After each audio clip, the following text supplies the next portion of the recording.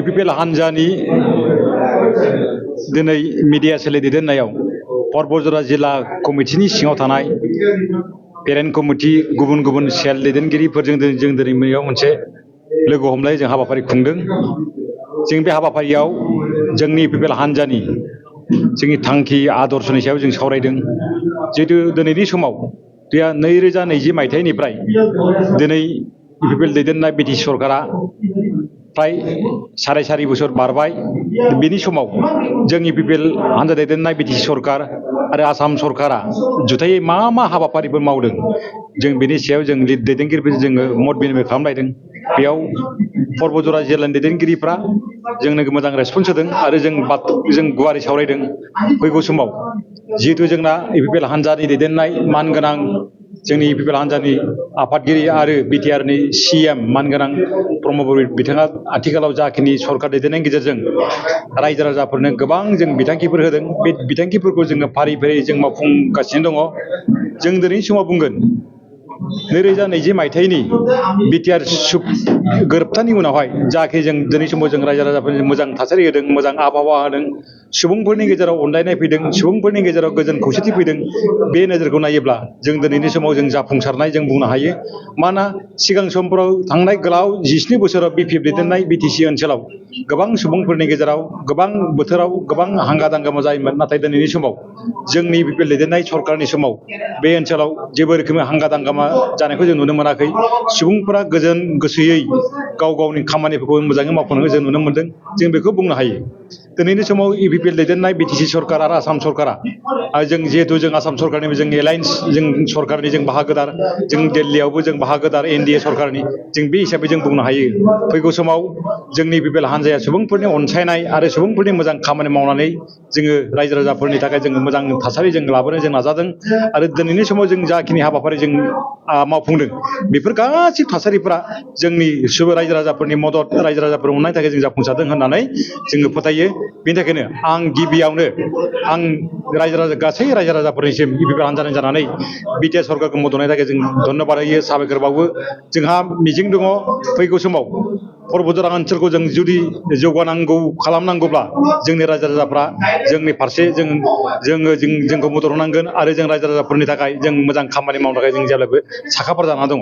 दिनैनि समाव UPL हानजानि फारसे गुबुन गुबुन हानजानि गुबुन गुबुन थाखोनि रायजो राजाफ्रा जोंखौ सानफ्रोमबो मदद होनो सिगांबोदों आरो गुबुन गुबुन हानजानिफ्राय जोंनि हानजा फारसे गुबुन गुबुन दैदेनगिरिफ्रा दिनैनि समाव गोसो होबोनायखौ जों नुनो मोनदों।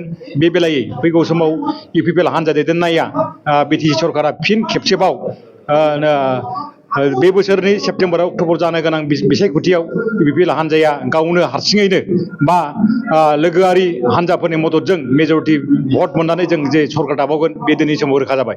मानोना दिनैनि समाव UPL हानजा दैदेननाय हानजानि दैदेनगिरिफोरनि गेजेरजों रायजो राजाफोरनि मददआ सानसेनि उनाव सानसे गोबां बांबोगासिनो दङ। आरो बे बांबोनाया फैगौ समाव जोंनि ओनसोलखौ गोख्रों जौगां खालामनायाव गोबांथारै मदद होगोन, जों बेखौ मिजिंथिनो हायो। गासिबो माबायाव BTR सरकाराव मानाय BJPजों एलायन्स खालायगोन नामा UPLआ? बे सोंलुनि फिननायखौ जोंनि UPL हानजानि दैदेनगिरि हाइकमान्ड आरो जोंनि लोगोआरि हानजा BJPनि दैदेनगिरिफ्रा बे आयदानि सायाव बिथांमोना मोजां थासारिनि सावरायनायनि गेजेरजों थि खालामगोन। दिनैनि समाव जों बेखौनो बुंनो हायो UPL हानजाया दिनैनि समाव मोनफ्रोमबो जिल्लायाव, मोनफ्रोमबो ब्लक कमिटियाव, मोनफ्रोमबो प्राइमारि ओनसोलाव जोंनि UPL हानजाया गोख्रोङै मजबुतसिन जादों। आरो बे गोख्रों मजबुत जानायनि गुबै हाबाफारियानो जादों जोंखौ रायजो राजाफ्रा आंगोयै जोंखौ बोजबदों आरो बे आंगो बोजबनायानो फैगौ समाव जोंनि ओनसोलखौ जेरैबो बिथिङाव दावगासारनायाव मदद होगोन, जों बेखौ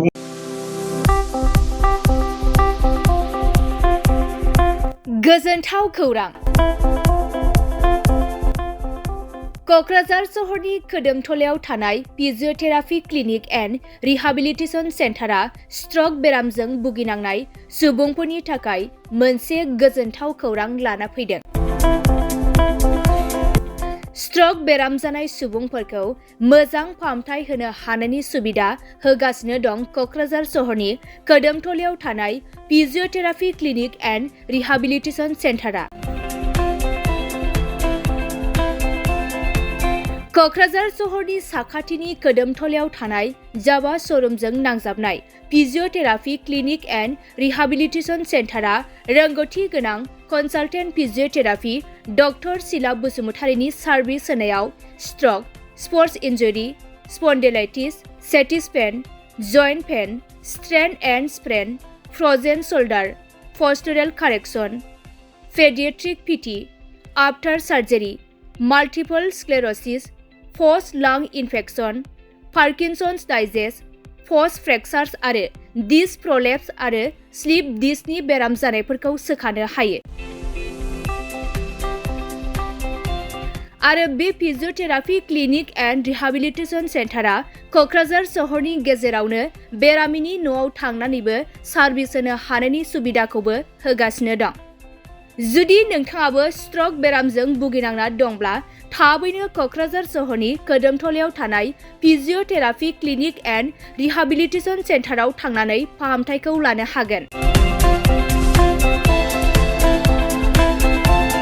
लोगोसे नोंथाङा आबुङै मिथिनो थाखाय 6000159769 एबा 9101439836 जामबुं नम्बराव कल खालामना थोंजों खौरां लानो हागोन।